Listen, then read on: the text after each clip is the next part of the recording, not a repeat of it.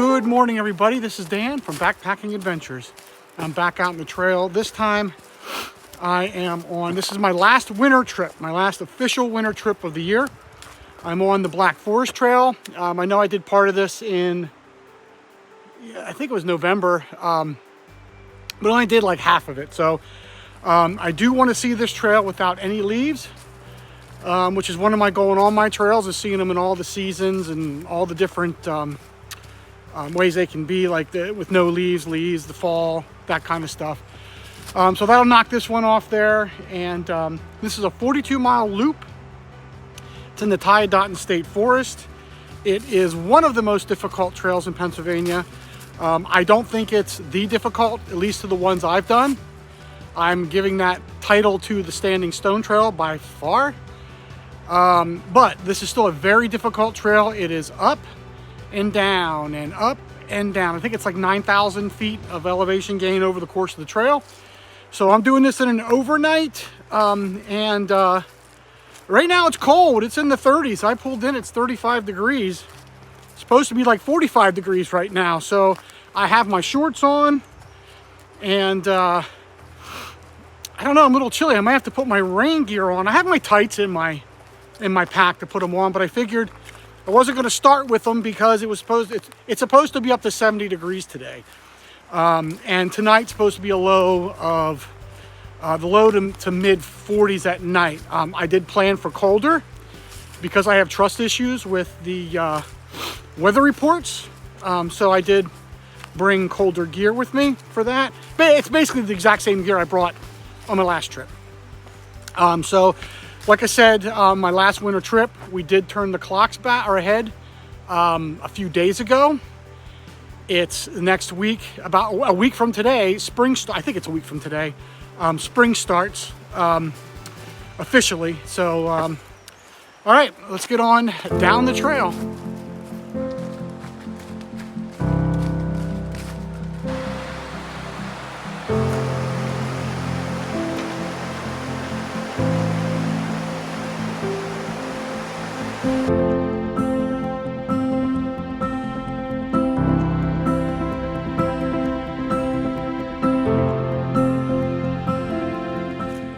Climbing up the first ascent, and right out of the gate you climb up. It's a couple miles up. It's worse if you go the other way. I'm going counterclockwise, by the way, which I think is far easier than clockwise, but because I did that the other way once and it was just horrible. But it's so quiet. I can hear some birds, some doves hooting off, some birds fluttering out of the brush and scaring the crap out of me a couple times. But you can hear Slate Run just off in the distance, just going by. It's beautiful. And it's warming up. It's 5 degrees warmer than it was about a half an hour ago. So let's see if we hit 70 and see if the sun comes out. But 20 something miles to go today. And I am a little worried because I got to the trailhead and there were 5 cars there, the traditional trailhead. There's another parking area, it's like a parking lot. And I saw some cars there with people putting backpacks on. So it's Wednesday. You know, I like going during the week because, you know, midweek especially, because you don't see people, because a lot of them will take like Fridays and Mondays off, you know, of work and stuff to make it so I don't have to use a lot of vacation time. But I don't know, I might be fighting for a camp spot, but the goal for today is like 21 to 23 miles. So that way tomorrow will be a little bit shorter of a day, but at least get halfway. There's a couple sites I already have in mind. So enough blabbering, and let's finish getting up this long, long hill.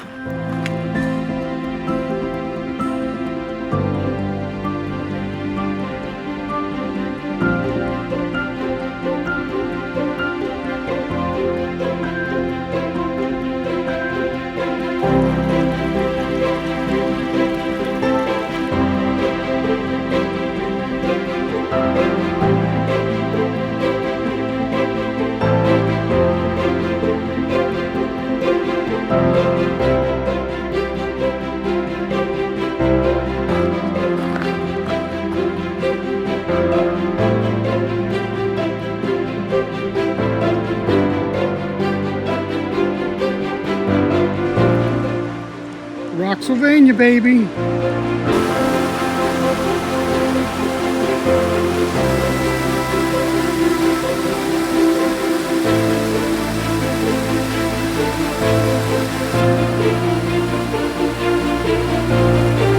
This is one thing I was afraid of, and that's all these water crossings, because right now there's no way across unless I can fly or just walk through and get my feet wet. But I'm going to look upstream a little bit, downstream just a little bit, to try to keep my feet as dry as possible. It's supposed to be 70 degrees today, so it's not going to be like I'm going to freeze, but man, that water's cold right now.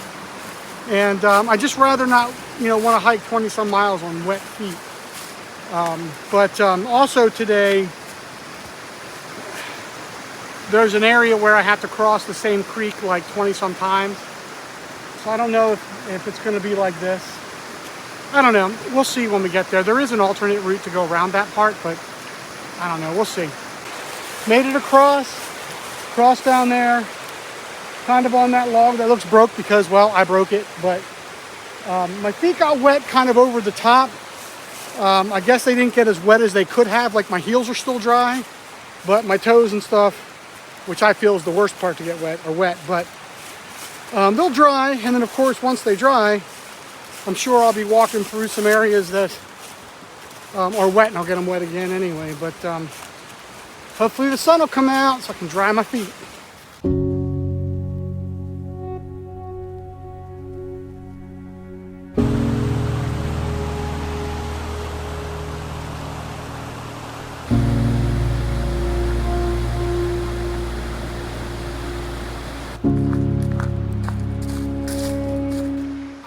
I'm about at mile 8 for the day, a little bit less than 4 hours, so about 2 miles an hour I'm averaging. A couple slow spots, had to navigate through, I think it's, I don't know what the creek is. Actually, it's Slate Run. But it is beautiful. Normally when I came through here, like, that creek was kind of trickling, man. There's a lot of volume of water, and it just looks really, really beautiful. Hard to navigate some places, you have to cross it, but I did come up here where there are some campsites and a nice picnic table. It's not the same picnic table I normally stop at, because there is a car at it. And these are, I think, pay sites. It says you have to have a permit to stay here. So I'm just stopping for lunch, drying out my fleece. And lunch today, it's just like every other trip. I got my Quest cookie, some peanut butter, got my Chomps beef stick, and then some just some of the trail mix. And that's basically it. So I got to pick up the pace here. I'm going to start getting on some flat spots so I'll be able to keep going pretty good. But I'm happy with my progress so far today. So time to eat, and then got to climb up this out of here up over a mountain again. So should be fun.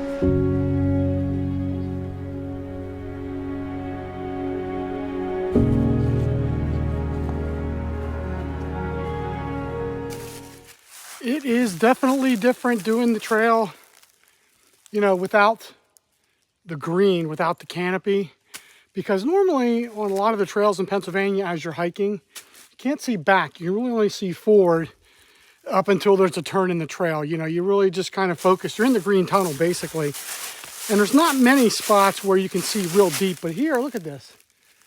The whole trail, I mean, you can just see so far back. It just opens it up to see a lot more things. There's a lot more views too.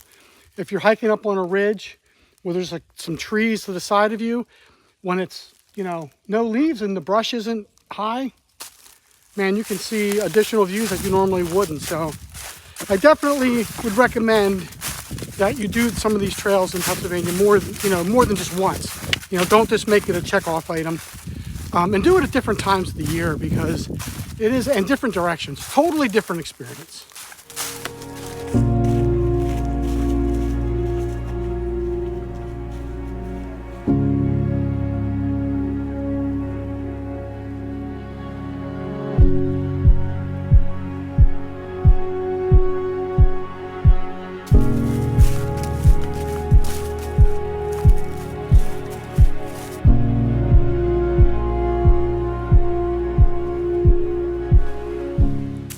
Here is the high water reroute, because here's like the first creek you got to cross This is the area now. We're at like mile 13 or 14, where some really nice campsites. I stayed at a couple of these spots. But you have to cross this creek because the creek winds and the trail winds. You have to cross it like I think it's 26 times, I believe. Don't quote me on that, something like that. But anyway, here is the high water route if you want to take it. I'm not taking it. The water here doesn't look any higher than it normally is, so I'll take that chance. But there's a campsite right over here. I actually stayed here in 2019, but I'm just going to sit there on the log and just take about 5 minutes just to rest. Right here is where we stayed in, I think it was late November of last year. Really nice site. It was cold. It was like 19 degrees at night. Pretty cold, but really nice, fun trip.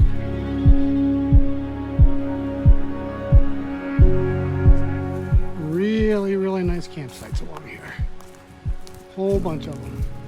Great for hammocks and tents.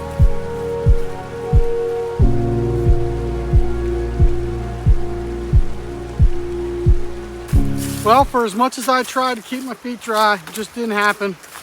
They got wet, so now I'm just walking through the creeks. It was taking too much time anyway, trying to find ways around and trying to step carefully was taking a lot more time than needs to be. I'm only about maybe 5 miles, 6 miles out from where the first stop where I'm planning on camping. And I'm hoping nobody's there because I think that's where I'm going to camp. But so I can put dry stuff on when I get there. Now it's funny because when I came through here before, you could walk across all this, every creek crossing without getting wet at all.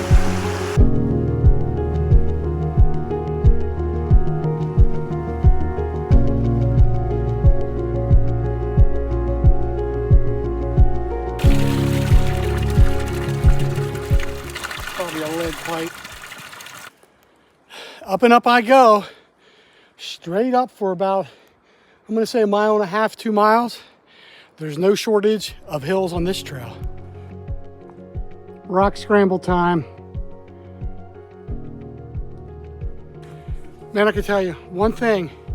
You do go up a lot of hills, but this trail has view after view after view after view. You go up and you see a beautiful view. Just look at this one.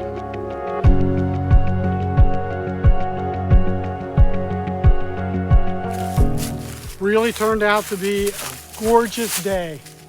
Blue sky with little puffy clouds. Sun's out, it's warm. I think it's close to 70, it's probably mid 60s, but beautiful.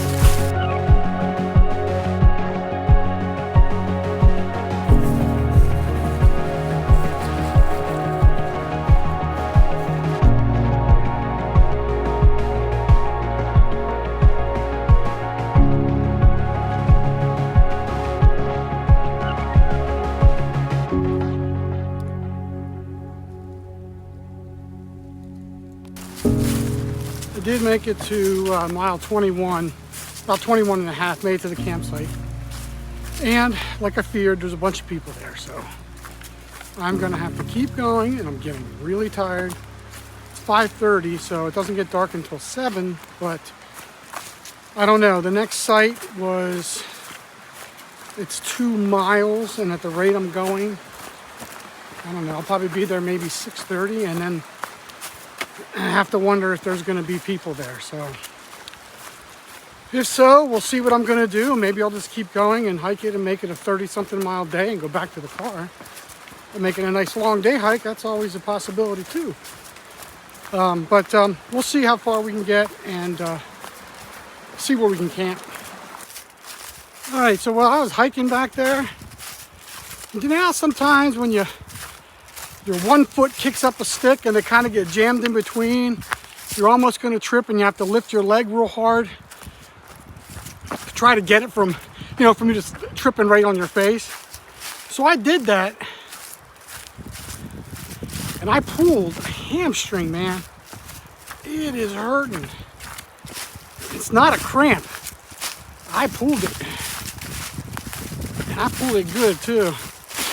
So I'm gonna keep going, see how long I can go. Kind of limping now, but the next site, if there's water, because I'm running out of water. And no one's there. Probably going to take it. I'm just worried that tomorrow it's going to be all cramped up. But we'll see what goes on. We'll see what happens.